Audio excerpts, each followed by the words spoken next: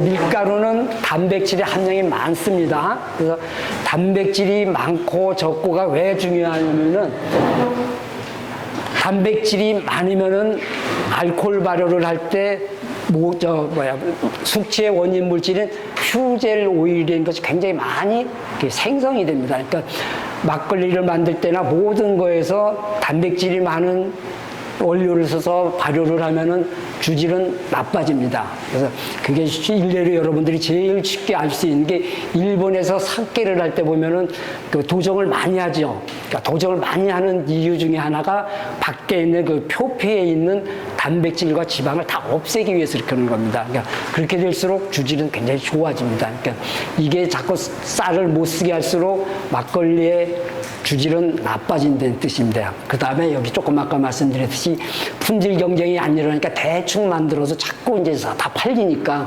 전체적으로 주질이 안 좋게 되죠. 그다음에 이제 66년도에는 여기 사용량을 제한을 했었는데 아예 쌀로는 반만 지어라. 니네들 무슨 사치스럽게 쌀 갖고서는 술 만드냐 해가지고 전체적으로 100% 밀가루만 갖고 만들게 됩니다. 그러니까 주질이 굉장히 나빠지겠죠. 그때.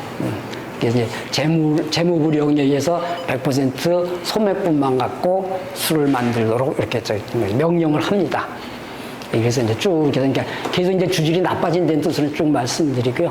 그다음에 이제 1978년에 막걸리 업계 최초로 이제 제휴회사에서 이제 뭐죠?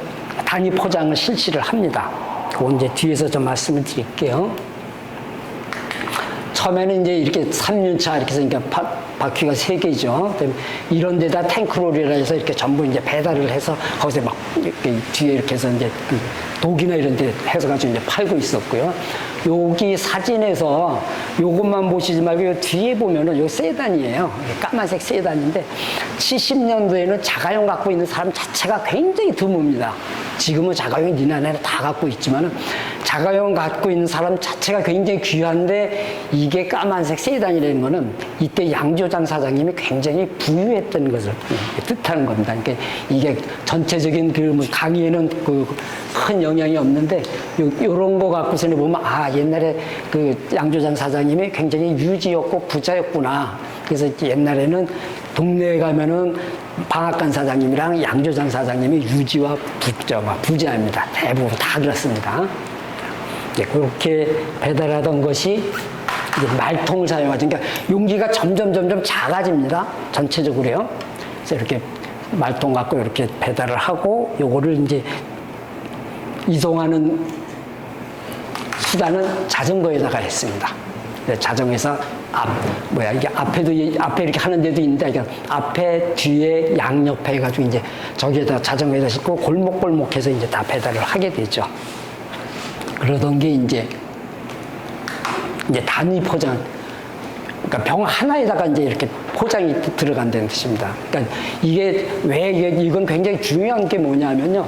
여기 하나하나 포장이 되면요. 말통만 해도 거기에서 그 유통 중에 온도 관리가 굉장히 힘이 듭니다. 이제 저렇게 되면은 이때 70년도에서 냉장고가 굉장히 그 보급이 많이 안 돼 있지만은 이때부터 뭐가 되냐면, 그러니까 냉장고에는 일부가 들어가고 어떻게 되냐면 큰 다라라고 있어요. 이렇게 보면 그러니까 고무통 다라에다가 막걸리를 쭉 넣고 찬물을 흘려주기 시작합니다.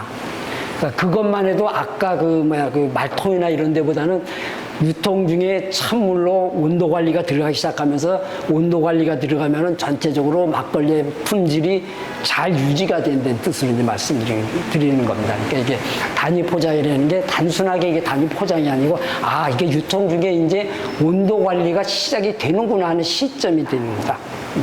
그리고 처음에는 이런 식으로 나왔었는데요. 이렇게 나왔는데 그 다음에 여기를 잘라가지고 여기 뚜껑이 있고요. 여기를 잘라가지고 골로 이렇게 따라서 마셨습니다. 여기 있나? 여기는 없네. 제가 이제 갖고 있는데 그러던 것이 이제 나중에는 요거를 없애고 요 뚜껑을 따서 뚜껑으로 이제 따라 마시게 되죠. 그다음에 이 영상을 자세히 보시면은 여기 조금 흐물흐물하다 그러나 하늘하다고 저들은 표현을 하는데 굉장히 얇아요. 그래서 저걸 한 손으로 따르면 이렇게 찌그러져서 못 따릅니다. 근데 우리나라의 주도는 지금도 그렇지만은 높은 사람이나 이렇게 좀 나이 든 사람은 한 손으로 따르고 싶어 하고 좀 밑에 사람이라는 이렇게 좀 표현이 그런데 점대든가 조금 이렇게 직급이 낮은 사람들은 두 손으로 받는 게 이게 주도예요. 근데 저거를 나이 들고 조금 머리 이렇게 지위가 있는 분들이 따르려 했는데 한 손으로는 안 따라지니까 어떻게 따라야 돼요? 두 손으로밖에 못 따라주잖아요. 그래서 이걸 싫어하게 됐었어요. 그래서 이거를 한때는 그래서 상놈술이라 그랬습니다. 그래서 조금 기피했었습니다. 그래서 그거를 이제 해결하기 위해서 나온 것이 이제 이렇게 플라스틱 용기를 만들었습니다. 그래서 저 안에 걸 이렇게 넣고 그러면은 저 노란 손잡이를 잡고 따를 수 있죠. 그래서 미기를 노면화된 게 되어 있습니다. 그래서 그것이 지금 보면 요거예요.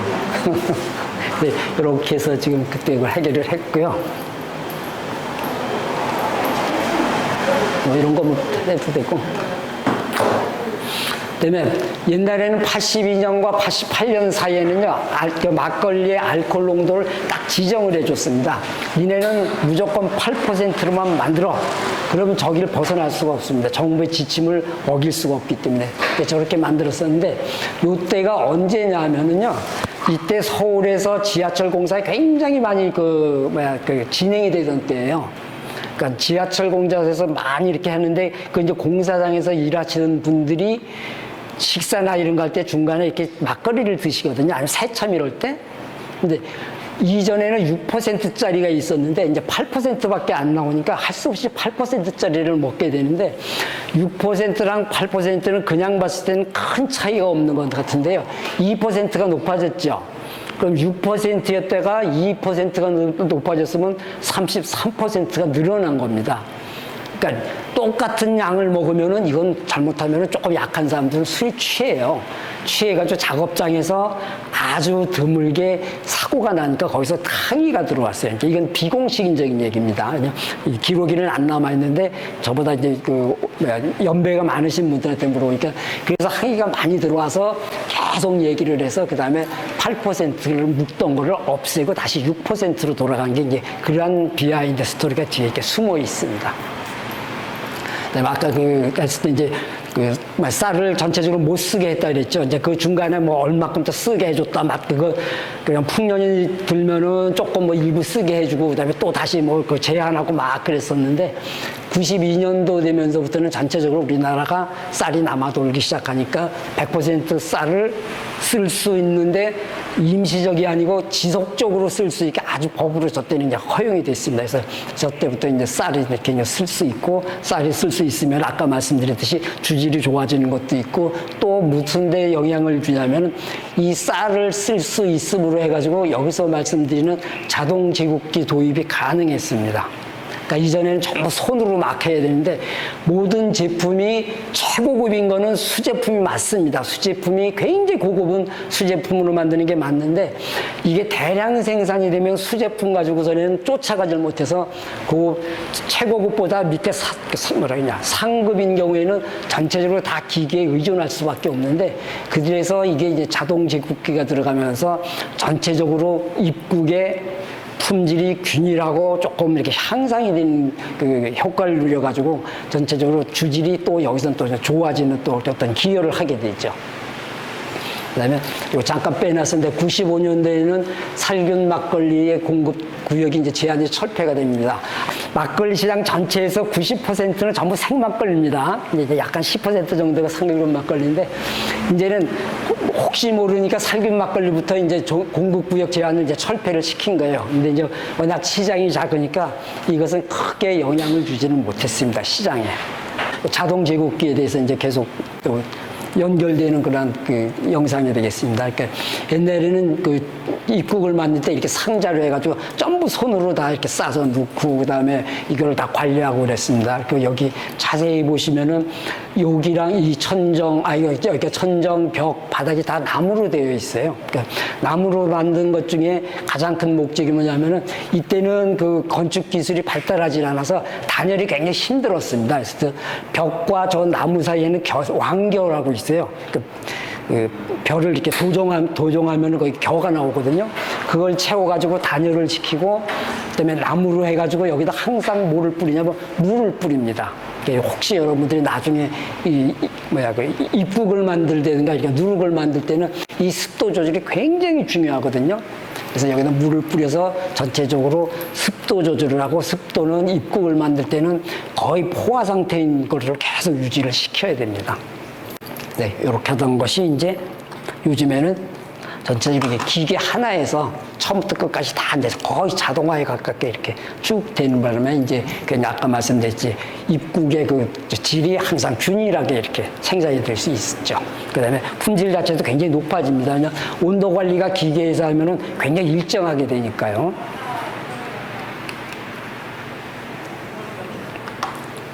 그다음에 이제 96년도에 캔 막걸리 나와갖고 이것도 뭐 크게 시장에 영향을 안 줬는데 2000년도에 페트 막걸리가 출시가 됩니다. 네. 아까 말씀드렸을 때 그 단독 포장을 했을 때 그때 그 용기의 재질이 폴리프로필렌, PP라든가 폴리에틸렌이었거든요.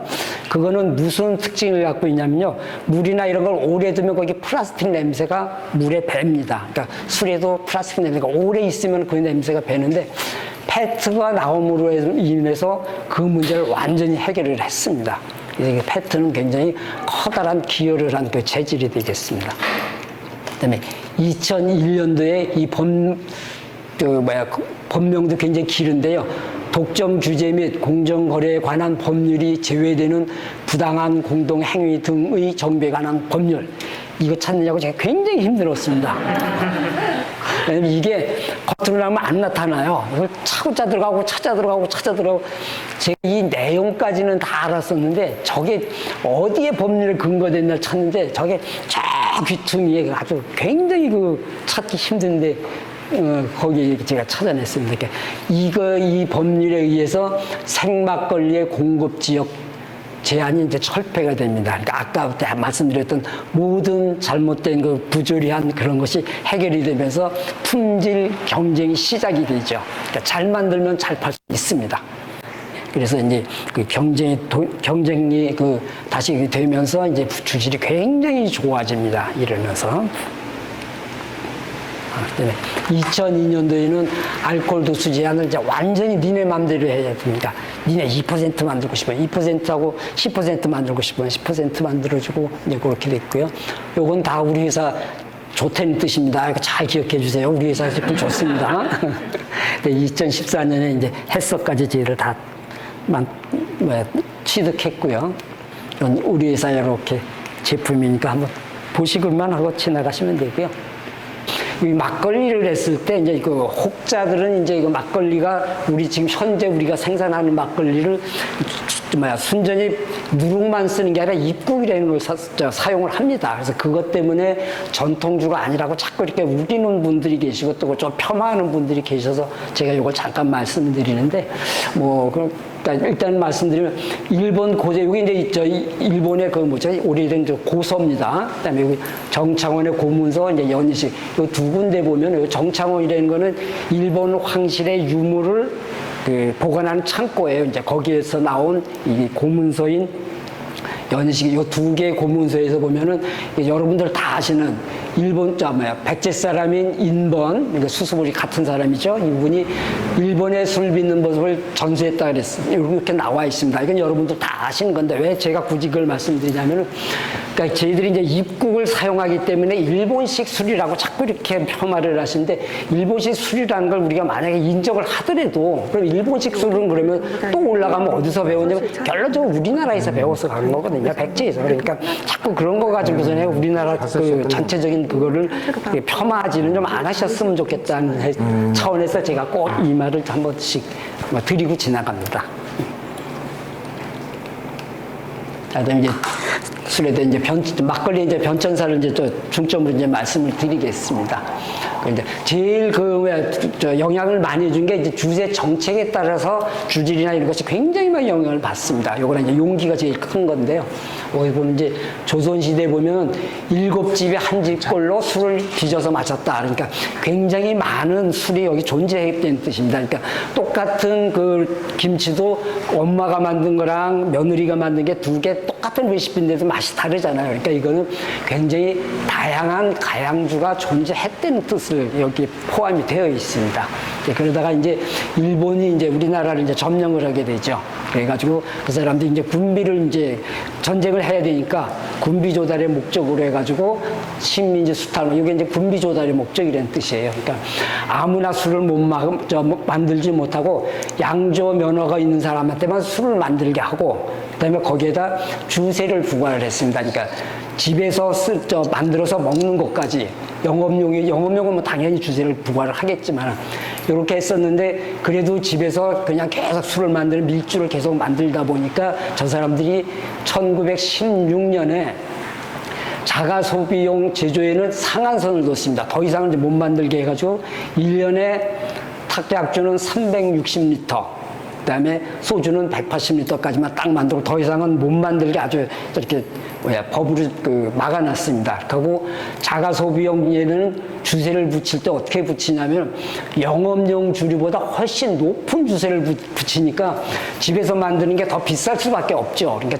전체적으로 니네들 집에서 술 만들지 말라고 이제 정의 압박이 들어오는 겁니다. 이렇게 되고, 그다음에 영업용에서 만드니까 사업장에서 만든 술에는 제조장들을 통폐합을 합니다. 그러니까 작은 것들이 많은 걸 자꾸 이렇게 통폐합을 해서 크게 만들고 그렇게 할수록 뭐가 편리하냐면은 관리하기가 편하게 되죠. 그래서 이제 주세 징수의 편의라든가 증세 효과, 그러니까 술 만드는 걸 전체적으로 다 빠짐없이 전체 주세를 부과할 수 있으니까 증세 효과까지 있죠.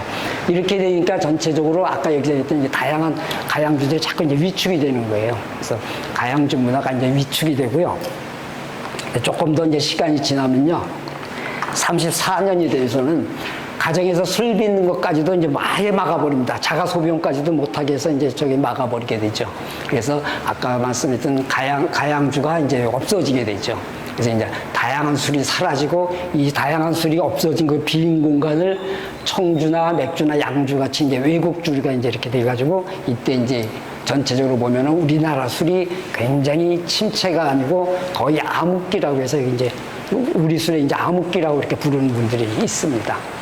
그다음에 이제 조금 시간이 지나가지고 이제 해방이 이르죠. 해방이 지난 다음에 5년 후에 이제 6.25 전쟁이 일어나죠. 그러니까 해방이 된 다음에 6.25 전쟁은 다 아시다시피 전쟁이 일어나면 모든 게 파괴가 되면서 모든 게 부족하게 됩니다. 그래서 이제 전쟁이 일어나서 휴전이 다 이루어지지만은 굉장히 모든 게 이제 부족한 상태가 되겠죠. 그래서 이제 1961년에 전체적으로 쌀 먹는 게 부족하니까 쌀을 되도록이면은 사용을 못하게 하는 겁니다. 그래서 탁약주에는 쌀을 쓰는 양을 제한을 합니다. 전체적으로 못 쓰게 한 게 아니라 제한을 하는 법을 만들어가지고 요번에는 뭐 40%만 써라, 요번에는 뭐 10%만 써라, 이렇게 전체적으로 양을 이제 정부에서 허가를 해주는 거죠. 때문에 요거랑 또 하나 뭐가 나오냐면 공급구역 제한이라는 게 나옵니다. 그러니까 경기도에서 만든 술은 경기도에서만 팔아라, 서울에서 만든 술은 서울에서만 팔아라. 이거는 두 가지의 그 측면에서 보셔야 됩니다. 술이 안만 좋아도 더 이상 만들 수 없어서 좋은 술을 만들 필요가 없어집니다. 거꾸로 또 뭐냐면은 안만 나쁘게 만들어도 그 안에서는 딱 판매가 보장이 되니까 저기는 품질 경쟁이라는 게 있을 수가 없습니다. 그러니까 전체적으로 경쟁이 없으면은 모든 그 질은 떨어지게 돼 있습니다. 그러니까 전체적으로 모든 거에서는 항상 경쟁 체제를 유지하지 않으면은 질은 떨어지게 돼 있습니다. 처음에는 그게 굉장히 좋은 것 같지만은 오래 지나면은 항상 떨어져서 하향 평준화가 됩니다. 그러니까 요거랑 좀 관계는 없겠지만은 경쟁은 꼭 필요하다는 것을 꼭 이렇게 자본주의 사회에서는 그렇게 좀 생각을 해주셨으면 좋겠고요. 여기서 백미 사용량이 이제 제한을 하는데 이따가도 제가 말씀드리겠지만은 술을 만들 때 보면 크게 보면은요, 쌀 아니면은 밀가루를 씁니다. 쌀이랑 밀가루에서 차이가 제일 큰 게 뭐냐면 쌀에는 단백질의 함량이 적고요. 술은 전체적으로 보면 세 가지로 보시면 돼요. 발효주, 그다음에 증류주, 그다음에 나머지 기타, 이렇게 보시면 크게 보시면 다 맞습니다. 네, 쉽게 아시겠지만은 발효주 하면 발효한 상태로 그대로 먹는 게 발효주입니다. 그다음에 증류주는 발효한 거를 한번 증류해서 먹는 게 증류주입니다. 그렇게 보시고 모든 술에서의 기본은 발효주입니다. 발효를 잘해야지 증류를 해서 좋은 술이 나옵니다. 물론 이제 증류주에는 이제 숙성이라는 과정이 하나 더 들어가기는 하는데 그건 여기서는 다루지는 않는데 이제 숙성 과정을 빼놓고 하면은 그렇게 되니까 하여간 숙성 과정이 들어가도 기본적으로 발효는 잘해야 됩니다. 자, 발효 중에서는 이 단발효주랑 복발효주가 있는데요. 저게 뭐가 다르냐면요. 이따도 나오겠지만은 당이 알코올이 될 때는요, 효모가 알코올을 만드는데, 효모가 사용할 수 있는 당은요, 포도당, 과당, 그때 뭐죠? 설탕, 요렇게만 알아두시면 돼요.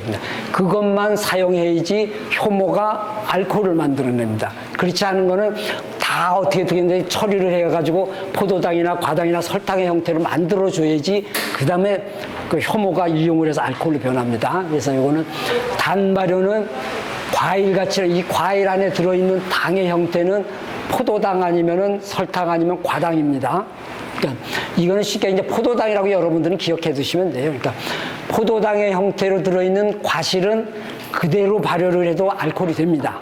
그러니까 그런 것들은 단발효주라고 합니다. 그러니까 포도주, 사과주 같은 그런 과실주가 여기에 해당이 됩니다. 네. 그다음에 그 다음에 복발효주냐는 뭐냐면은 원료가 이제 곡식인 경우에 쌀이나 뭐 밀가루 같은 거는 그 안에 들어있는 당의 그 형태가 뭐냐면 전분 또는 녹말의 형태입니다. 그러니까 이거는 포도당들이 쭉 연결되어 있는 거예요. 그러니까 사슬게 연결되어 있는 거에서 아까 말씀드렸듯이 그건 뭘로 그러면 변환을 시켜야 되니까 포도당으로 변환을 시켜야 되잖아요. 그러니까 이거는 전분으로 들어있기 때문에 이 당화라는 그런 과정을 통해 가지고 그걸 다 포도당으로 만드는 이런 과정이 필요한 거는 복발효주라고 합니다. 그래서 요거 두 개는 그런 차이가 있습니다. 요거 두 개는 아직 깊이 모르시니까 요건 그냥 제가 빼놓고 지나갈게요. 요거 그냥 단발효주, 복발효주인데 큰 그러한 개념만 좀 갖고 가시면 좋겠고요. 그다음에 탁주는 그 주세법과 위생법에서 두 개의 정의가 조금 다릅니다. 주세법에는 뭐라고 나왔냐면 발효시킨 술도시라는 게 이제 발효액이라는 뜻입니다. 그걸 여과하지 아니하고 혼탁하게 제성한 것. 그러니까 여과하면 안 됩니다. 네, 실제 이 여과라는 뜻은 걸르는 걸 여과라 그러잖아요. 근데 이것도 술 지게미, 그러니까 커다란 이런 덩어리도 다 걸러냅니다. 근데 그걸 여과로 여기서는 안 보는 거죠. 그래서 뿌옇게 만들어서 한 것이 이제 이 탁주가 되겠고요. 근데 어느 정도 뿌옇면은 그거를 탁주냐? 그거는 뭐냐면 기준이 18 EBC인데 요건 이제 단위예요. 그러니까 EBC란 단위. 무게의 단위는 킬로그램이고 길이의 단위는 미터잖아요. 똑같은 겁니다. 그러니까 탁도의 단위를 EBC라는 단위를 갖고서는 이제 설명을 하는데 18 EBC를 초과하면은 탁주가 됩니다. 그러니까 18 EBC가 어느 정도냐면 여러분들은 이렇게 조금 뿌옇다 그러면 18 EBC가 다 넘어간다고 생각하시면 돼요. 그러니까 뿌옇구나 그러면 18 EBC 넘어가는 거구나 이렇게 생각하시면 되고요. 네, 위생법에서는 어떻게 되냐면은 그래서 이 여과라는 게 조금 모순된 그러한 의미를 갖고 있어서 저희들이 이제 얘기를 했을 때 식약처에다가는 그러니까 식품위생법에는 전분질 원료와 국을 원료로 해서 발효시킨 발효액을 그냥 혼탁하게 제성한 것 이렇게 나와 있습니다. 그러니까 여과라는 단어를 저기서 뺐습니다. 그러니까 어떤 면에서는 합리적인 거는 위생법에서의 정의가 더 합리적입니다. 자, 이제 증류주는 아까 말씀드렸듯이 발효주를 증류한 거고요. 곡류를 증류해서 만든 것이 이제 위스키 되고요. 고량주, 이 소주인데 이 소주는 여러분들이 잘 아시는 거는 보통 희석식 소주입니다. 참이슬이나 처음처럼 이건 희석식 소주입니다. 그다음에 화요, 안동 소주, 문배주 이런 것들은 증류식 소주입니다. 그건 두 개의 차이가 있는데 희석식 소주는 뭐냐면요. 그러니까 조금 값싼 원료를 갖고 증류를 하는데 95% 거의 100% 알코올로 만드는 겁니다. 그러니까 근데 왜 95%냐면은 증류를 해서 최대한도로 농도를 높이면은 95%밖에 안 됩니다. 그러니까 증류를 해서 하면요. 그다음에 그럼 99%, 100%는 어떻게 만드냐? 그거는 탈수라는 과정을 거쳐야 돼요. 그러니까 화학적인 처리를 한번 거기 거쳐야 되는 거라서 그래서 95% 그 주정을 만들어서 거기다 물을 탄 것이 희석식 소주입니다. 그러니까 그건 두 개 차이가 있는 거고, 여기서 소주는 증식 소주를 얘기하는 겁니다. 네, 럼은 당미를 발효해서 증류한 게 그거고요. 그다음에 그 과일을 발효해서 증류한 것이 이제 브랜디가 되겠죠. 네. 그다음에 그 위에 것이 이제 기타 주류가 됩니다. 그러니까 요건 조금 좀 잘 기억이 안 남더라도 개념만이라도 꼭 확립하고 가셨으면 좋겠는데, 요거 좀 조금 자세히 들어주세요. 아까 제가 말씀드렸을 때 효모는 포도당을 갖고 알코올을 만드는 건 효모라고 말씀드렸습니다. 그러니까 알코올 발효는 요것만이 알코올 발효입니다. 요것만이. 근데 포도당 갖고 알코올로 만들면은 일단 맛이 없습니다. 아무 그게 없고 거의 순수한 알코올이 나오기 때문에 이렇게 맛이 없습니다. 그러니까 풍미가 안 좋다는 얘기죠. 그다음에 또 포도당 자체도 또 비싸기도 하겠지만 이제 그래서 이제 쓰는 것이 뭐냐면 이제 과일 아니면은 곡물을 쓰게 되죠. 이제 과실이면은 그냥 과실을 그냥 으깨서 하면 그 안에 들어있는 게 포도당의 형태니까 그대로 발효를 시키면 되고, 만약에 곡물을 써야 된다 그러면은 아까 말씀드렸듯이 당화라는 과정을 꼭 거쳐야 됩니다. 이 당화할 때 작용하는 효소의 이름이 아밀레이즈고요. 이때 쓰는 그 물질이 보통 입국 아니면 누룩이 됩니다. 그러니까 저 아밀레이즈를 내는 미생물은 곰팡입니다. 알코올 발효를 하는 미생물은 효모입니다. 두 개가 다른 균입니다. 그거 조금 알아두셨으면 좋겠고, 생쌀을 쓰면은 효율이 떨어지기 때문에 생쌀을 보통 어떻게 하죠? 한번 찌죠. 그 찌는 과정이 증자라고 하고, 그 과정을 호화 과정이라고 이렇게 얘기를 합니다. 그래서 쌀에다가 물을 많이 넣으면은 죽이 되죠. 물을 조금 넣으면 고두밥이 됩니다. 그러니까 전체적으로 무슨 말씀인지 알겠죠? 혹시 이제 팽화미를 쓰는 경우가 있는데, 이제 팽화미는 뭐 대신 쓰는 거냐면은 이 고두밥 대신 쓰는 거라고 생각하시면 됩니다. 작용이 다 똑같습니다. 근데 어떻게 만드냐면은 쌀을 가루로 만들든가, 근데 요즘에는 꼭 가루 아니고 생쌀에다가 그냥 물을 조금 소량게 섞어가지고 압력을 굉장히 높입니다. 거기다 압력을 꽉 주면, 그러니까 이렇게 스크류 같은 거를 여기 벽이 있으면 꽉 이렇게 밀어 넣으면 이게 압력이 확 높아지거든요. 그러니까 압력이 높아지면 온도는 저절로 올라갑니다. 그래서 높은 온도와 높은 압력에서 그 끝에 조그만 구멍을 뚫어주면 이게 압이 여기 세고 있으니까 뻥 하고 나가죠. 나가면서 이게 뻥튀기 시키는 거예요. 그러니까 이게 압출이 뻥튀기다 이렇게 이해하시면 되고, 뻥튀기를 시켜서 그거를 다 말려놓은 것이 이제 팽화미가 되겠습니다. 그러니까 팽화미랑 고두밥은 작용이 똑같습니다. 때문에 혹시 올리고당이라는 얘기들이 이제 그 뒤에 보면 가끔 나오는데, 이 올리고당은 정확하게 또 알아두셔야 되는 게, 올리고당 자체는 효모가 들어가면 알코올 발효가 안 됩니다. 올리고당 자체는요. 근데 이 안에는 쌀을 또 발효를 할 때는 그 안에 뭐가 들어있냐면 이 아밀레이즈가 같이 들어있죠. 입국이 들어있으니까 아밀레이즈가 있으니까 저 아밀레이즈에 의해서 올리고당이 다시 포도당으로 분해가 됩니다. 그 다음에 그러니까 포도당으로 분해가 되니까 이제 효모에 의해서 알코올이 다시 변하게 되죠.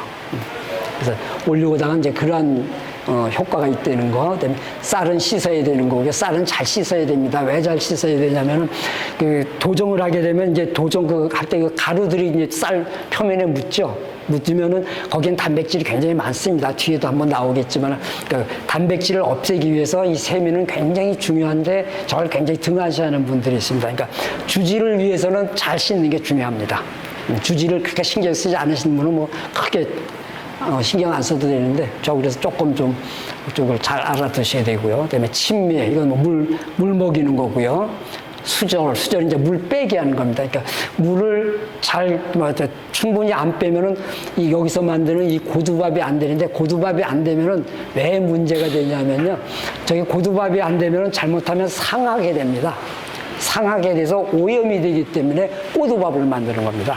대신 요즘에는 작업위생이 워낙 깨끗하게 잘 되면은 혹시 고두밥을 하다가 조금 질어도 그대로 써도 문제는 전혀 없습니다. 대신 작업위생이 나쁘면 그게 오염이 되기 때문에 쓰지 말아라. 옛날에는 쓰지 말아라 그랬습니다. 요즘에는 워낙 그쪽으로 잘 이렇게 관리를 잘 하니까 상태 보고 괜찮아 이렇게 해서 쓰기도 가끔 합니다. 근데 그건 꼭 확인 과정이 있어야 됩니다.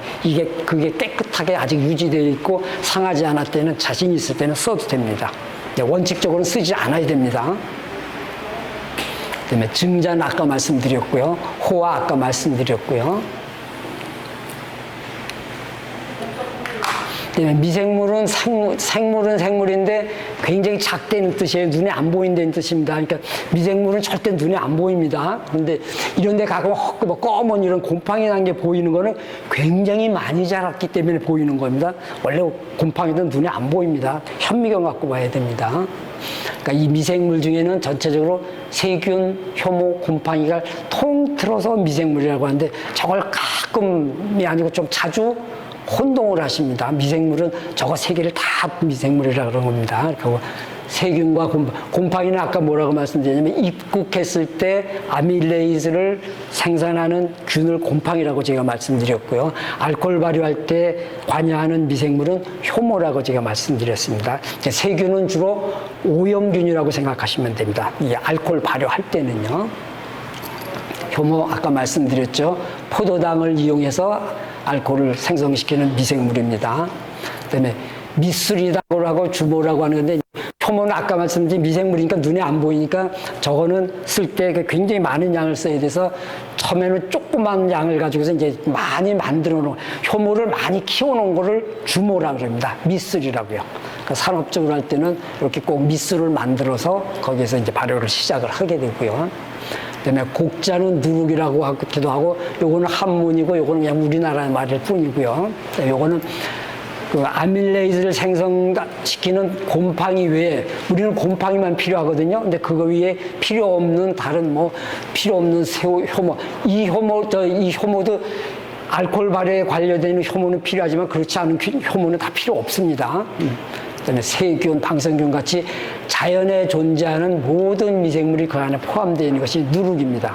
그러니까 저렇게 필요 없는 것들이 많기 때문에 곡자에는 항상 품질을 일정하게 하기가 굉장히 힘이 듭니다. 그다음에 입국은 뒤에 다시 다 한 번씩 나올 거예요. 전체적으로 여기서 당화 효소를 생산하는 곰팡이만을 키워놓은 겁니다. 우리가 필요한 균만을 딱 분리해가지고 그것만 키워놓은 그것이 입국이고, 이제 이러한 입국을 그렇게 만드는 거를 어디서 개발했냐면 일본에서 과학적으로 그때 확립을 시켜놨기 때문에 저 입국을 자꾸 일본식이라고만 생각을 하는데 그렇게 꼭 생각할 필요는 없는 게 그건 일본 사람들이 개발을 한 거니까 그거는 과학적인 측면에서 그 사람들의 업적을 우리가 활용을 하면 되지 그걸 비하할 필요는 없거든요. 일본 사람이라고 정서적으로는 가깝지 않더라도 필요한 건 우리가 받아들여야 현명한 겁니다. 그 사람들의 그런 걸 다 받아들여서 우리가 더 잘해서 그 일본을 이기면 되지 자꾸 너무 일본이라고 너무 배타하는 건 꼭 맞지는 않습니다. 어차피 같은 이웃이기 때문에 싸워봐야 서로 피해니까 다른 경쟁에서 우리가 충분히 그 사람들을 이기면 되는 거니까 너무 배타적인 거는 개인적으로는 꼭 좋지 않다고 생각을 합니다. 그다음에 종북은 여기 필요한 요 곰팡이의 그 씨앗, 그러니까 포자가 씨앗이거든요. 그러니까 그걸 이제 씨앗을 이렇게 만들어가지고 이렇게 보관하는 것이 이제 종북이 되겠습니다.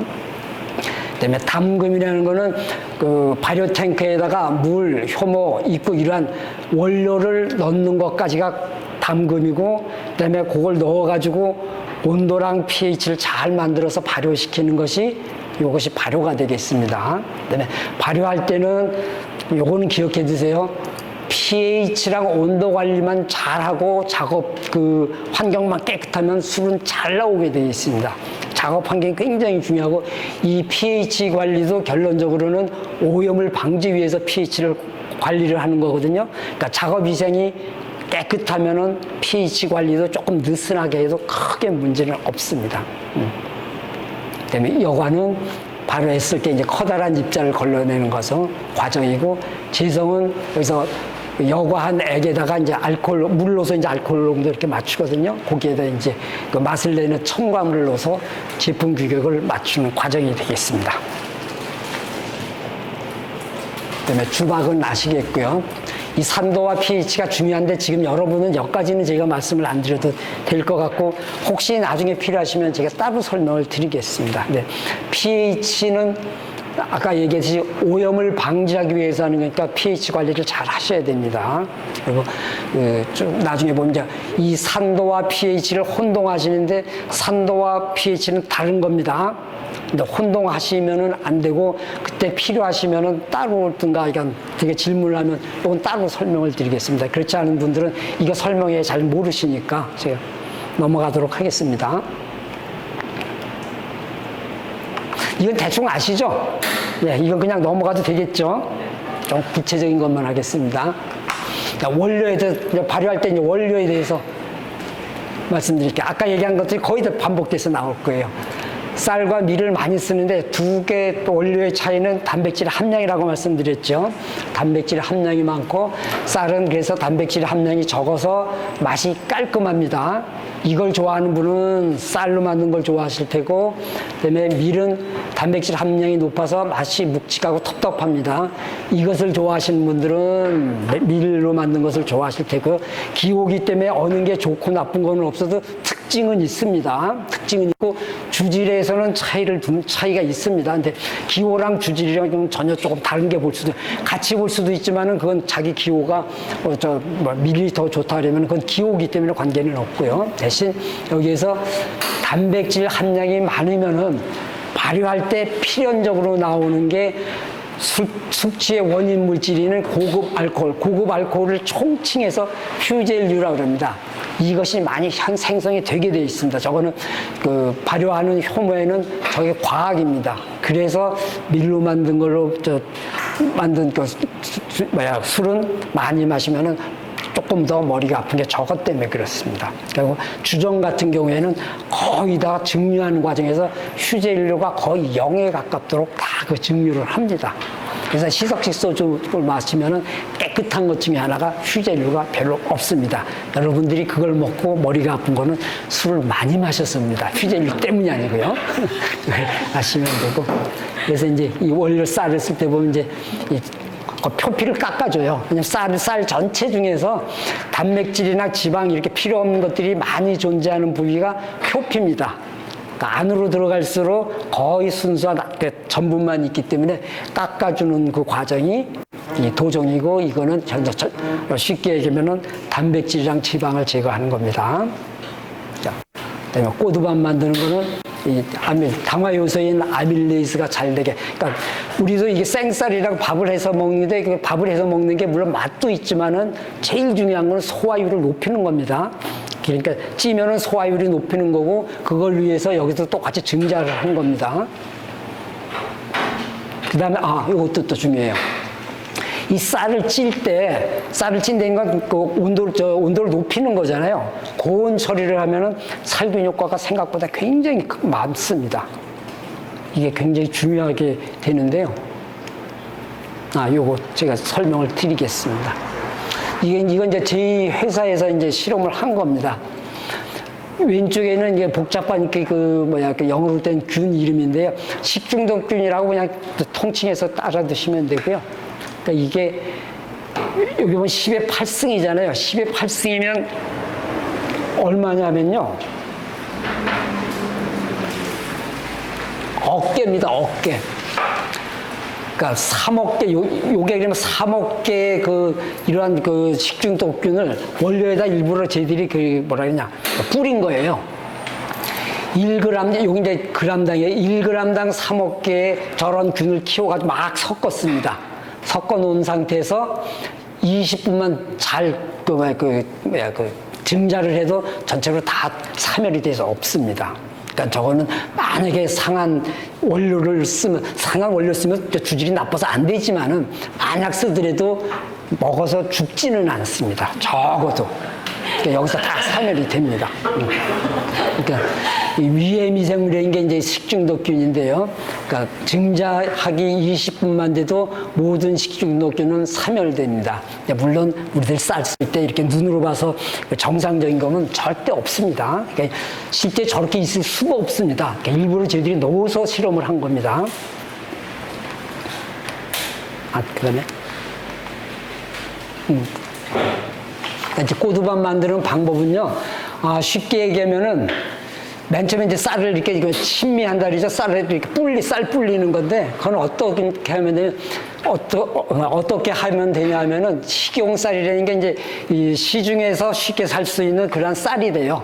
그걸 이제 식용쌀이라고 이렇게 얘기를 하면 되고, 그것은 45분 정도만 물에다 담가두면은 더 이상은 물이 그 안으로 스며 들어가지는 않습니다. 그러니까 오래 둬서 좋을 거는 별로 없습니다.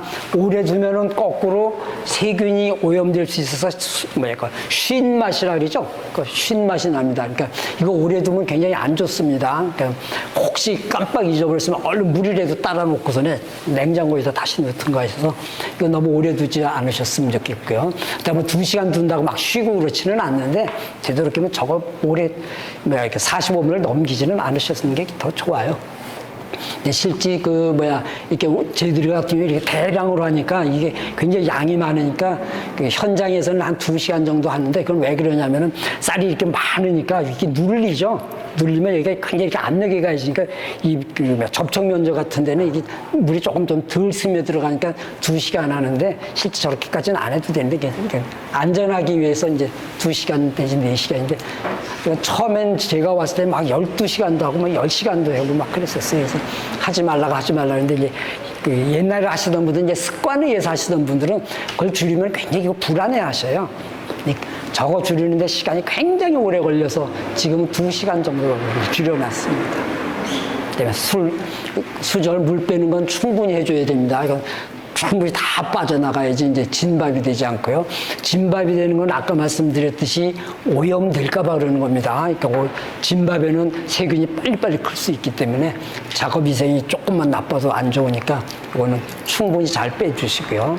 증자는 어떻게 하시면 되냐? 소규모로 했을 때는 요런 이제 시루죠. 요거 시루잖아요. 옛날에 백설기 같은 거 저기서 찌는 건데 밑에 보면 이제 구멍이 뽕뽕뽕 뚫려 있죠. 밑에서 물을 끓여서 수증기를 이렇게 다 통과를 시키는데 거기다가 이제 아까 침지한 쌀을 평평하게 이렇게 고르고 그러면 밑에서 물을 끓여서 하면 이렇게 통과해서 이렇게 나가죠. 그럼 어떤 데는 조금 빨리 올라오고 어떨 때 조금 늦게 올라오는 경우가 있습니다. 그러니까 제일 늦게 올라오는 그 표면에서 수증기가 나오기 시작할 때부터 그때 40분만 증자하면 충분합니다. 이것도 너무 오래 두면요 진밥만 돼요. 그러니까 저것도 혹시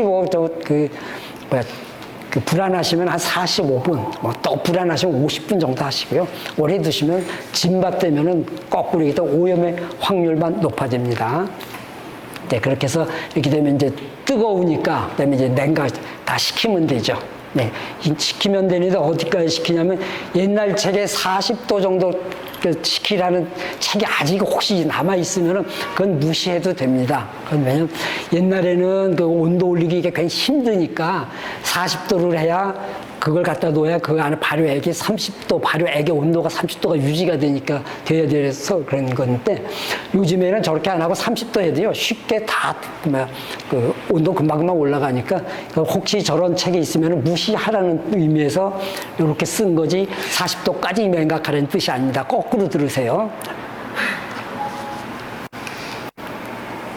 이건 아까 말씀드렸고요. 그다음에 누룩 만드는 거 아시다시피 그냥 밀 가지고서 이렇게 다 다져가지고 이렇게 하는 거고요. 그거 할 때 틀이 이렇게 이런 것도 있고, 이런 것도 있고, 이런 것도 있고, 이런 것도 있고요. 이건 말씀 안 드려도 대충 아시겠죠? 네. 그래서 이게 조금 많이 생산하려니까 틀을 짜가지고 이제 눌러서 이렇게 생산을 했죠. 누룩 틀이요. 요즘엔 거의 자동에 가깝게 이런 식으로 해서 쫙 나옵니다.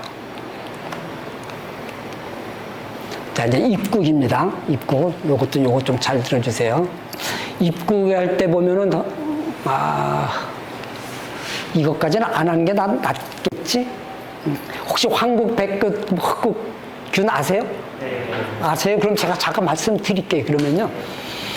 황국균은 이제 이름은 아스퍼질러스 오라이제라는 거고, 백국균은 아스퍼질러스 혹시 가와찌라고 옛날에는 가와찌로 나옵니다. 근데 요즘에는 그거는 일본 사람이 자기 이름을 딴 거고 분류학상 가와찌라는 건 없습니다. 아스퍼질러스 가와찌라는 건 분류학상 원래 없습니다. 이제 일본 애들이 그거를 지네들 그거 하기 위해 홍보하기 위해서 아스퍼질러스 가와찌라고 이름을 써서 그냥 발표한 것 뿐입니다.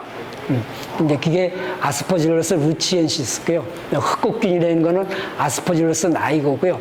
왜 흑국이냐면 포자가 까매서 흑국균입니다. 이건 포자가 누래가지고 황국균입니다. 백국균은 그럼 무슨 무슨 색이냐면 흑국에서 백국을 개량해서 나온 겁니다. 그러니까 흑국균이 왜 안 좋으냐면요. 하면가 전부 다 시꺼매져요. 그러니까 굉장히 지저분해 보입니다. 그래서 그거를 이제 해결하려고 막 변이주고 막 그러다가 나온 것이 어느 날 이렇게 우리 패트리 디시라 그래야 돼. 배양 접시 딱 봤는데 검은 균이 아니고 다른 균이 나온 거예요. 그래서 봤더니 그래서 그걸 흑이의 반대말로 해서 백국이라 그랬는데 하얗지가 않고요. 갈색입니다. 근데 상대적으로 백색이다. 그래서 여기 이런 데 막 있어도 잘 안 보여요. 그래서 백국균이 되는 겁니다. 그리고 이 황국균의 그 특징은 당화력은 굉장히 높습니다. 대신 산 생성력이 작습니다. 로우라는 뜻입니다. 그다음에 백국균은 당화력은 황국균보다는 떨어지지만은 산 생성 능력이 좋습니다. 그러니까 산이 많이 나오죠. 그러니까 시대는 뜻이에요. 시대는 거는 이따 발효에 대해서 제가 말씀드리겠지만은 오염을 방지할 수 있는 pH를 낮추게 해줍니다. 그래서 백국균이 막걸리에서 많이 사용이 되는 겁니다. 물론 새콤한 맛도 내지만은 첫 번째 목적이 산 생성을 많이 해서 레시피대로 다 만들면은 pH가 저절로 오염되는 세균을 억제할 수 있는 pH 3.0 근처가 되게 되어 있습니다. 일단 이건 특징이 그런 겁니다. 그래서 이렇게 입국의 균주병은 아스퍼질러스 루치엔시스를 막걸리에서는 제일 많이 쓰고 왜 그렇게 많이 쓰냐면 산이 생성이 많이 돼서 오염을 방지하기 용이하기 때문에 그렇게 하는 겁니다. 이거 입국을 만드는 조건은 효소 생성이랑 산이 이제 두 가지가 다 같이 나오는데요. 효소 생성할 때는 38도C로 배양을 하면 됩니다.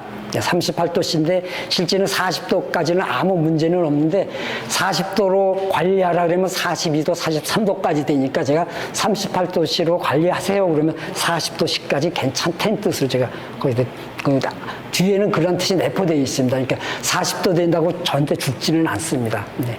그렇게 되면 이제 더 올라가기 때문에 이러는 거고 그래서 38도까지 이렇게 해서 38도가 되면은 다 이렇게 섞어져서 온도를 다 이렇게 떨어뜨려야 됩니다. 입국 만들 때 이렇게 섞어주는 거에 가장 큰 목적은 온도를 떨어뜨리는 것이 가장 큰 목적입니다. 두 번째는 거기다 산소를 공급하기 위한 겁니다. 첫 번째 목적이 더 큽니다. 그러니까 저런 거 할 때 몇 시간마다 이렇게 뒤집어줘요 이러는 게 원리는 38도씨 되면 뒤집어주세요 그럼 맞아요. 근데 그걸 사람들이 항상 이렇게 옆에 없으니까 오래 하다 보면 지금부터 몇 시간 후에 몇 도가 되니까 몇 시간마다 뒤집어줘요 이렇게 나온 거지 원래 기준은 이 온도 기준으로 그걸 섞어주기를 해야 됩니다. 섞어줄 때는 온도 낮추는 게 가장 큰 거고 두 번째는 공급이 두 번째 목적입니다. 그다음에 산 생성할 때는 요거보다 2도 낮은 36도로 하면은 유기산이 많이 나옵니다. 그다음에 목적은 당화 요소, 그다음에 유기산 생성이 가장 큰 목적이고요. 그다음에 이것이 모든 것이 과하면은 좋은 건 하나도 없죠. 이것도 아밀레이즈가 많다고 무조건 좋은 게 아닙니다. 그러니까 아밀레이즈가 너무 많으면 발효 속도가 너무 빨라져요.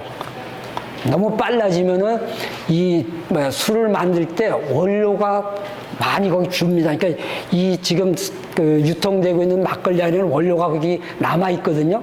그것이 다 소모가 돼 버립니다. 그래서 그것이 무슨 문제가 하면 유통 중에 원료가 없기 때문에 거기에 효모가 발효가 안 돼가지고 CO2 발생이 적어서 청량감이 부족하고 빨리 이게 가라앉습니다. 그러니까 이것도 아밀레이즈도 적당한 높은 정도의 아밀레이즈 써야 되고, 그래서 유기산도 무조건 너무 높으면 또 저것도 안 좋습니다. 저것도 pH가 너무 낮아도 안 좋고, 그다음에 또 pH가 너무 낮으면 신맛이 나서 안 좋고요. 그러니까 모든 거는 어떤 다 적정 범위가 있습니다. 그다음에 유기사는 오염 방지가 제일 큰 목적입니다. 그래서 이것도 너무 산도가 높으면은 pH가 3.0 이하까지 되기 때문에 우리가 억제하고 싶은 그죠? 세균도 억제를 하지만은 우리는 효모도 저기서 같이 키우잖아요. 효모까지도 영향을 받게 돼서 저걸 너무 pH가 낮으면 안 좋은 겁니다.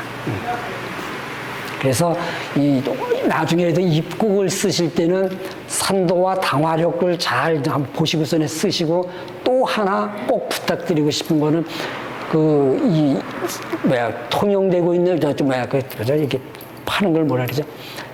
시중에 팔리고 있는 그 입국에요. 효모가 오염되어 있는 것이 생각보다 꽤 됩니다. 그러니까 이거를 효모를 넣지 않고 그냥 물과 섞어서 원료를 넣었을 때 발효가 되면은 원래는 안 됩니다. 입국은 그렇게 되면은 그건 잘못된 입국입니다. 그러니까 어떤 분들은 잘 몰라서 우리는 뭐 효모 안 넣어도 발효가 잘 돼요. 그거는 우리 오염된 입국을 쓰고 있습니다. 이런 뜻이 거기 포함되어 있는 거예요. 그러니까 절대 입국 넣고 원료 넣고 물 넣어가지고 발효되면은 안 됩니다. 이건 굉장히 중요한데, 나중에 왜 제가 그 말씀드리냐면, 가끔 자꾸 술이 안 된다고 자꾸 와서 이렇게 물어봤을 때 자꾸 다른 것만 갖고 해서 혹시 그걸 한번 확인해봐라 그러면 자기네들 효모 안 넣고 있는데, 그러니까 우리가 원하지 않는 이 공기 중에 있는 효모가 들어갔으니까 제대로 잘 안 되죠. 그러니까 어떨 땐 잘 나오고 어떨 땐 잘못 나올 수도 있고, 뭐 시게 나올 수도 있고 이렇게 나올 수도 있으니까 이 입국의 요 문제도 조금 나중에 되면 신경을 써주셔야 돼요. 벌써 2시네? 이거는 그냥 아까 얘기한 거랑 다 똑같은 얘기입니다. 그러니까 뭐 어쩌고 저쩌고 해도 다 결론적으로 보면 38도씨 되면 뒤집어지고 공기 불어넣어 주세요. 이 뜻이에요. 다 똑같은 얘기예요. 대신 여기 송풍 얘기가 어디 나올 텐데, 이렇게 할 때 아까 입국 만들 때 제가 습도가 굉장히 중요하다고 그랬잖아요. 그러니까 여기 보면은 여기 이제 바람을 불어넣어주는 이런 장치거든요. 이거 들어갈 때 보면은 그 습도가 거의 포화 상태로 이렇게 해서 불어넣어줍니다. 그러니까 여기서 입국 만들 때는 습도 조절이 굉장히 중요합니다.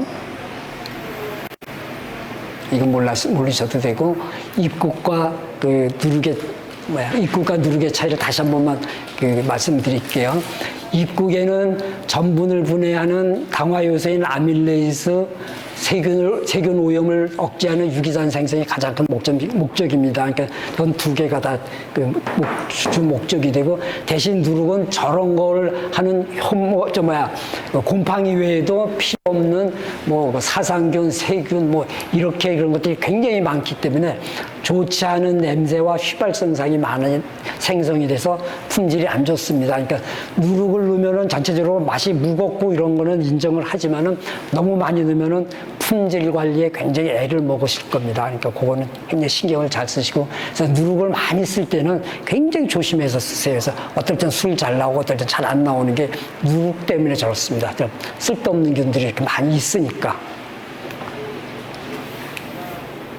요거는 제가 왜 이걸 하냐면은, 지금은 이제 그런 얘기들에 대해서 반론이 별로 없는데, 제가 처음에 이제 막걸리 업계 왔을 때 이 작업위생에서 굉장히 설명을 부탁을 많이 드려요. 꼭 여기 우리 회사뿐만이 아니고 다른 데 가서도 이렇게 보면 이제 좀 깨끗하게 해주세요. 그러면 이제 그분들이 무슨 반론을 하시냐면은, 다 저기 있는 저 균들이 다 술맛을 다 결정해서 술맛을 내는 건데 왜 그걸 깨끗하게 하라느냐 그래서 막 반발이 많이 오는데, 그래서 저는 이제 미생물의 전공이기 때문에 그 균들을 다 분리를, 저는 이제 전공이면 이렇게 어렵지 않아요. 이제 그렇게 해서 술맛과 전혀 관련 없는 것들만 그때 굉장히 많아요. 그래서 하도 그 반론을 제기해서 이제 설명은 그렇게 하는데 그분들이 그때까지 잘 안 들었는데, 이제 일본에 견학 갔다가 여기 학계이산이라는 그 청주 회사인데요. 그 일본 거에서 좋다는 뜻이 아니고, 여러분들이 강남에 가면은 저 회사에서 나온 청주를 맛있다고 비싼 돈 주고서 사 드시거든요. 그러니까 적어도 주질이 나쁘지 않다는 뜻으로 말씀드린 겁니다. 저기서 나오는 술이 맛있다는 뜻으로 얘기를 한 게 아니라, 여러분들이 거기 가서 비싼 술 갖고 비싼 돈 내고서는 맛있다고 하는 게 술이니까 절대 깨끗하다고 술 맛이 안 나오지 않는다는 뜻으로 드리는 거예요. 얘네들 여기서 입국 만드는 데인데요. 굉장히 굉장히 깨끗합니다. 정말로 깨끗합니다. 제가 놀랐습니다. 이렇게 만들어도 절대 주질 안 떨어집니다. 그다음에 이것이 그 회사의 발효 탱크입니다. 물론 이제 탱크는 요 밑에 이게 발효 탱크이고 이제 그 밑에 이렇게 있는데 그 윗부분인데 굉장히 깨끗합니다. 그러니까 깨끗해서요. 절대 술만 나쁘지 않으니까 작업위생은 깨끗할수록 무조건 좋습니다. 그러니까 그런 의심은 안 하셔도 됩니다. 알코올 발효를 하는 균은 효모입니다. 효모의 이름은 사카로마이스 세레비지예요. 여러분들 저건 모르셔도 괜찮지만 그러니까 균 이름은 이렇게 있다는 걸 알아두시고요. 모양은 현미경 사진인데 이렇게 난형입니다. 이렇게 동그랗게 이렇게 돼 있고요. 여기서 이렇게 나오는 것이 여기 그 딸 세포입니다. 그러니까 그 도터셀이라 그래가지고 요거 이제 모세포, 요거 이제 딸 세포라고 이렇게 얘기를 하고요. 그러니까 저런 식으로 증식을 합니다. 혹시 책에는 포자 얘기가 나오는데 양조용 효모는요, 양조용 효모는 오랫동안 개량을 하기 때문에 포자를 만들 수가 없습니다. 양조용 효모인 경우에 말씀드리는 겁니다. 근데 보통 책에서 나오는 그런 과학적인 논문에서 나오는 거는 양조용 효모가 아니고 사카로마이시스 그러한 효모입니다. 그러니까 거기서는 저 포자에 대한 얘기가 나오지만 양조용 효모는 포자를 형성하지 못합니다. 항상 이렇게만 증식을 합니다. 그러니까 요거를 출합법이라 합니다. 그러니까 싹이 나온다 그래서 이제 출합법이라 하는데 요렇게만 증식을 합니다. 양조용 효모에 한해서입니다. 그리고 대수 증식기라는 거는 2배로 늘어나는 더블링 타임이라고 써 있죠. 2배로 늘어나는 그 기간을 얘기하는 건데 굉장히 이상적일 때 2시간이고요. 보통 발효할 때는 4시간으로 여러분들이 기억을 하시면 됩니다. 그러니까 4시간마다 2배가 된다. 그러니까 2마리가 4마리가 되고 4마리가 8마리가 되고 8마리가 16마리가 되고 32마리가 되고 64마리 되고 그러니까 2배라는 뜻입니다. 사카로마이시스 세레비지의 특징입니다. 고균의 특징입니다. 호기적인 조건과 현기적인 조건이 두 개가 굉장히 대사 그 과정이 다르거든요. 호기적인 조건은 공기가 있을 때 얘기하는 겁니다. 공기라는 거는 산소랑 똑같은 얘기입니다. 그러니까 산소가 있을 때랑 없을 때 포도당이 분자가 이렇게 되어 있습니다. C6H12O 6가 이제 그 포도당인데요. 산소가 있으면요, 탄산가스랑 물만 나옵니다. 알코올 발효가 일어나지 않습니다. 그러니까 우리가 술을 만들려고 그러면 어떻게 해야 되니까 철저하게 공기를 차단해야 됩니다. 철저하게요. 이게 굉장히 중요한 이론이 됩니다. 그래서 현기적인 조건, 그러니까 공기가 없는 조건에서는 포도당에 알코올이 생성이 되고 똑같이 탄산가스가 생성이 되면서 비로소 이제 알코올 발효가 일어나는 거예요. 그러니까 술에서는 99.9%는 산소를 차단해야 됩니다. 99.9%는.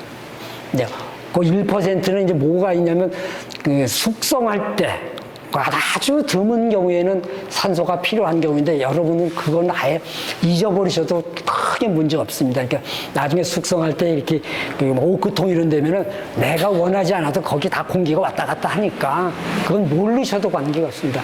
무조건 산소랑은 차단하는 것이 맞습니다. 알코올 술을 만들 때는요. 그렇게 하시면 됩니다.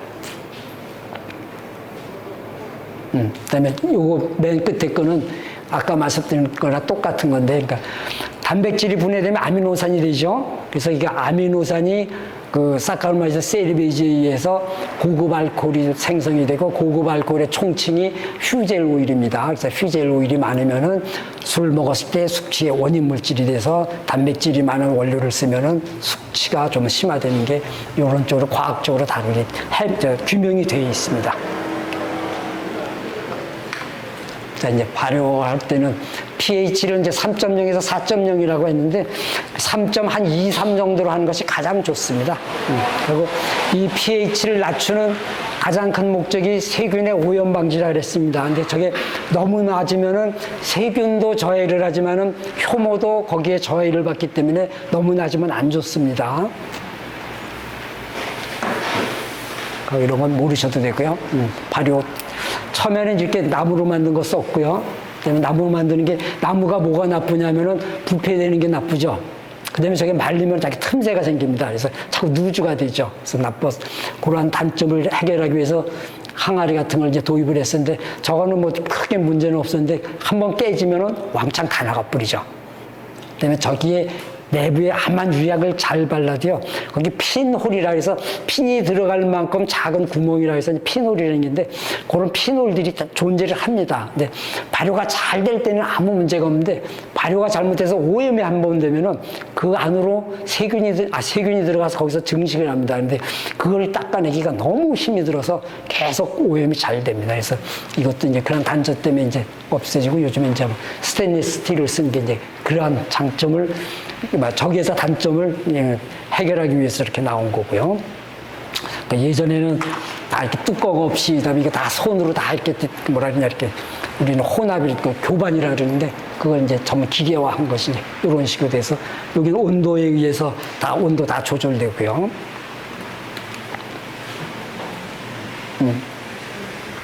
그다음에 여기서 말씀드릴 게, 발효에서요, 온도 관리의 기본은 이겁니다. 발효에서의 온도 관리의 기본은 온도가 낮을수록 풍미는 무조건 좋아집니다. 이건 무조건입니다. 대신 뭐가 늦어지냐면은 발효 속도는 늦어져요. 발효 속도가 늦어지니까 똑같은 양을 생산하려고 그러면은 발효 속도가 늦으니까 필요한 발효 탱크의 수가 늘어나죠. 그러니까 발효 탱크가 늘어난다는 거는 투자비가 많이 들어간다는 뜻이에요. 그러니까 이거를 결정을 하실 때는 저 주질과 자기 투자비를 다 감안을 해서, 나는 뭐 어느 정도 발효를 그 온도를 어떻게 가져가겠다. 저기서 원래 설계는 저렇게 들어가야 돼요. 근데 우리는 거꾸로 설계를 해놓고서는 이제 그거를 하는데, 원래는 저렇게 해서 나는 발효를 어느 정도 해야 되겠다. 기간을 얼마나 가지고 해야 되겠다. 저렇게 설계를 해서 탱크 수가 나오고 막 이렇게 가야 되는데, 그렇게 할 수 있는 사람은 이렇게 많지는 않아요. 근데 원리는 이거는 아주 철저합니다. 온도가 낮을수록 주질은 좋습니다. 대신 얼마까지 낮으면 되느냐 그러면 5도 이렇게 되면 거의 하세월이고요. 7, 8도가 다만 하한선일 겁니다. 그거보다 높아야지. 그렇지 않으면 너무 시간이 오래 걸리니까 좋지는 않습니다. 그리고 그 온도 관리를 할 때는 냉각관을 혹시 쓰면은 냉각관과 냉각관 가운데 지점이 있어요. 항상 거기에 온도를 측정을 해서 온도 관리를 하십시오. 그러니까 그 발효조 안에서 가장 온도가 높을 것으로 예상되는 데에 온도 관리를 들어가야 나머지가 안전하게 발효가 잘 됩니다. 그러니까 이거는 냉각관과 냉각관 사이의 중간 지점. 그다음에 높이는 그 수면, 에곤에서 위에서 3분의 2.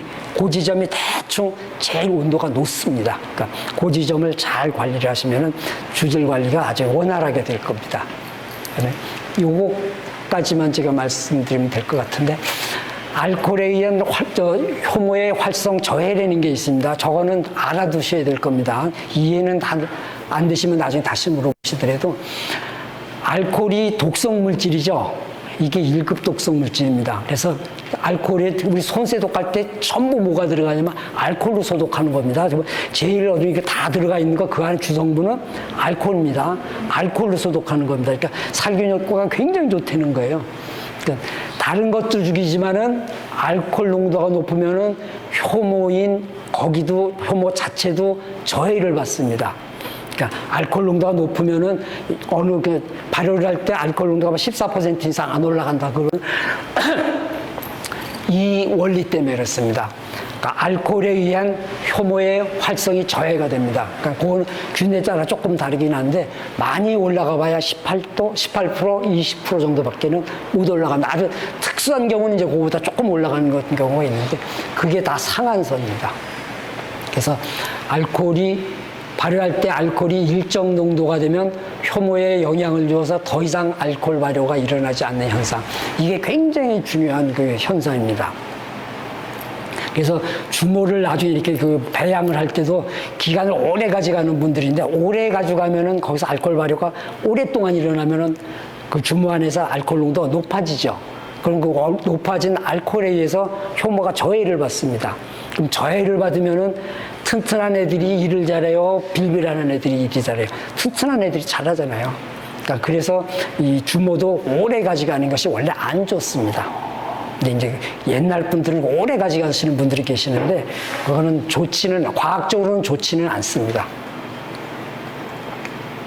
나머지 것들은 모르셔도 되고, 이것도 혹시 만약에 술을 하시면 요거는 그냥 상식적으로 알아두세요. 발효할 때 식중독균의 저해 효과인데요. 요것도 다 식중독균입니다. 이러한 식중독균을 발효할 때는 거의 없습니다. 식중독균 거의 없습니다. 근데 쟤들이 바깥에서 일부러 키워가지고 그 안에다 넣어준 겁니다. 그래서 요것도 10의 8승, 어깨라 그랬죠. 1cc면 한 요만큼이 1cc입니다. 요만큼이 1cc인데 거기에다가 8어깨를 5어깨구나. 5어깨를 섞어서 저희들이 발효를 했는데 나중에 보면은 전부 다 엔디라는 거 없어졌다는 뜻이에요. 다 사멸됩니다. 정상적인 발효면은 저게 다 사멸이 됩니다. 그래서 옛날에는 지금은 좀 거의 없지만은 막걸리 먹고 뭐 식중독 걸렸다 해서 뭐 이렇게 와서 소비자들이 그 안 좋은 쪽으로 요구를 굉장히 많이 했었어요. 근데 쟤들이 이런 실험 다 하고 그래서 우리는 그럴 수가 없습니다. 그래서 아예 요즘에는 대놓고서는 그러면은 신고하라 그럽니다. 그럼 신고하십시오. 우리도 신고하겠습니다. 그러면 이런 과학적인 근거가 있기 때문에 옛날만큼 이렇게 무작정 이렇게 요구를 안 합니다. 그러니까 요거 이제 무슨 문제가 있냐면 쟤들이 했었던 게 문제가 되죠. 왜냐면 소비자들이 봤을 때 자회사에다가 실험을 한 거는 유리한 것만 보인 거라고 다 누구나 그렇게 생각을 하죠. 저부터도 그렇게 생각을 하니까. 그래서 이제 뒤에 있는데 저 뒤에 놔뒀나 보다. 그런 거에서 다른 연구 그룹에서 한 거를 제가 쭉 이렇게 중요한 것만 발췌를 해놨습니다. 그러니까 73년대 연대에서 했고, 요거는 이러한 내용이 실려 있는 잡지의 이름입니다. 그러니까 잡지에다가 실어서 저기에 수록이 되면은 다른 박사님들이 다 저걸 심사를 해서 실은 겁니다. 막 그냥 이거 실어주세요 한다고 논문 막 실어주지 않으니까 객관적으로 이거는 신빙성이 있다는 뜻으로 해서 제가 게재되어 있는 논문까지 다 이렇게 표현을 했습니다. 이러한 식중독균이 제일 오래 든 것이 이제 그 대장균이었는데 14시간 만에 다 사멸이 돼서 없어집니다. 이것도 일부러 다 저기다 넣어서 실험한 겁니다. 요거 이제 96년대 테네시 대학의 골든 박사 그룹이 이제 쭉 한 건데요. 이것도 여러 논문에 나와 있고요. 이것도 식중독균입니다.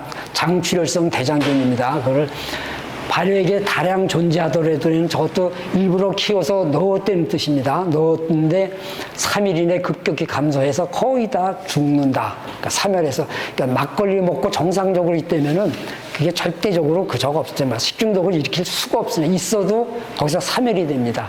이거는 이제 우리나라 식약처에서 실험한 거고요. 그래서 발효 주류의 미생물학적인 위해 요소에 대한 연구, 고대 이민석 교수가 했고요. 연구기관은 이렇고요. 이거는 어떻게 실험을 했냐면은 시중에 나와 자기네들이 만든 술이 아니고요. 시중에서 팔리고 있는 생막걸리를 가지고 실험을 했습니다. 자기네들이 생막걸리를 사갖고 와서 똑같이 식중독균을 키워서 거기다 놓아가지고 실험을 했더니 전체적으로 다 사멸돼서 없어집니다. 그러니까 일부러 많이 넣어도 저렇게 다 없어지니까 안전합니다. 그러니까 대신 여기에 담보는 정상적인 발효, 작업 이성이 깨끗한 거를 증명할 수 있을 때 그렇게 되면 되고, 그래서 요즘에는 그러한 조금 악의를 갖고 있는 분들의 말씀에 저희들이 휘둘리지 않을 수 있는 충분한 근거 자료를 갖고 있다고 말씀드릴 수 있습니다. 그랬더니 알코올 몇 독이죠? 그러니까 이게 생막걸리라는 뜻은 6%짜리라는 뜻입니다. 요건요. 그리고 요거 말고 맥주가 4%죠. 4% 실험한 것도, 그러니까 이건 조금 빨리 떨어지고 이건 조금 늦게 떨어지는 거 있는데 알코올이 있기 때문에 시간 되면 다 이렇게 사멸은 됩니다. 자, 이상 제가 말씀드린 건 여기까지입니다. 혹시 의문 나시는 거 있으신 분? 생화미 같은 경우에는 직접 공장 생화미도 다 만들어서 사용하시고 다 사오죠. 입국은 만드시는 거예요? 아, 이건 공장이 따로 하나 있어요. 예, 거기서 한 군데서 만들어서 전부 공급을 하고 있습니다. 네. 여기 막사 같은 경우에 보면은 이산화탄소가 이렇게 들어가 있잖아요. 네. 이 경우에는 사이다를 만드는 공정에서 이산화탄소를 아, 그렇지는 않고요. 거기 이산화탄소가 넣었다는 거는 살균이라는 뜻입니다. 그러니까 살균이면은 이산화탄소가 그 생막걸리는 자연 발효에 의해서 거기 탄산이 이렇게 거기 녹아 있거든요. 발효에 의해서 나온 것이요. 근데 이게 열을 가하면 이게 다 날아갑니다. 날아가니까 강제로 밖에서 그걸 넣고 그거를 잠근 상태에서 살균이 들어가기 때문에 탄산가스를 거기다 주입을 합니다. 결국 그거는 사이다를 따로 만드는 게 아니라 사이다를 만드는 그러한 원료를 같이 저희들이 해서 만드는 거죠. 제성할 때 그걸 넣습니다. 그럼 어떤 이유에서 얘는 기타주류로 분류가 된 거예요? 아, 향이 들어갔었습니다. 사이다에도. 네. 입국과 밀누룩의 황금 비율이 있어요. 입국가 뭐요? 밀누룩 곡자 쓰시던데. 아, 곡자는요. 저희들이 전체적으로 발효는 입국에 의해서 다 조절을 하고요. 곡자는 맛 때문에 첨가를 합니다. 그 무게 때문에요. 또 묵직한 맛, 또 이렇게 가벼운 맛, 그걸 하기 위해서. 그러면 그냥 한 2%, 1%, 2% 이런 정도만.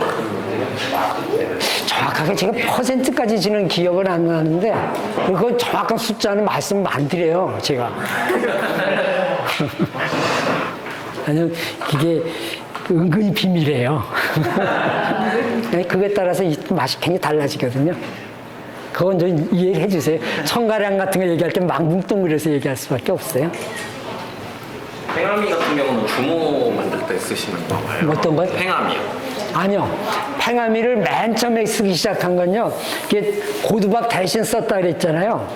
쟤들이 많이 나갈 때 고두밥을 미리 미처 못 만들어요.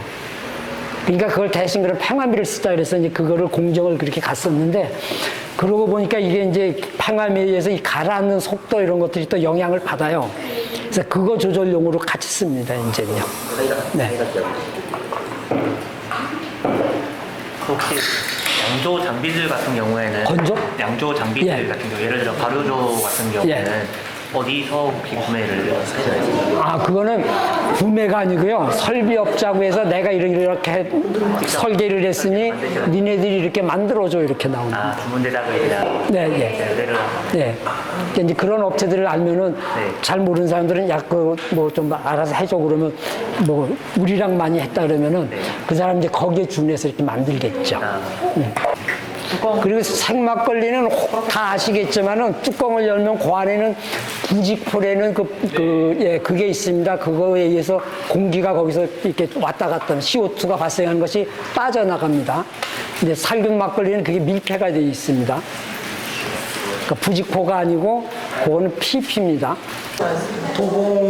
서울에 지금 장수 막걸리가 도봉에 있고 태릉에 있고 강동에 있고 강동, 성동에 있고 성동, 구로하고 이제 서부, 은평에 서부가 있고 영등포가 없어졌어요. 영등포 그 공장 건물은 그럼 어떻게 됩니까? 그거는 아파트 단지입니다. 아, 아파트로 수용이 됐네요. 아파트로.